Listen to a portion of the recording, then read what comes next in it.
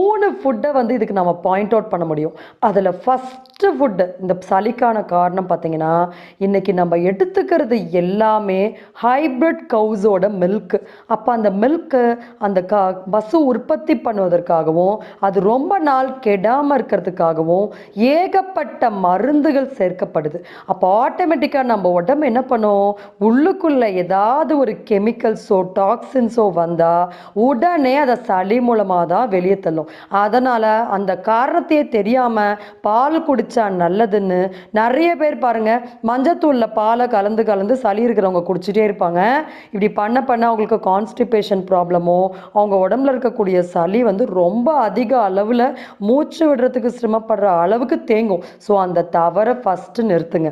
Okay, அடுத்து 2வது தவறு பார்த்தீங்கன்னா, பிராய்லர் முட்டையும் பிராய்லர் சிக்கன் மட்டன் போன்றவற்றை அதிக அளவில் பயன்படுத்துறது.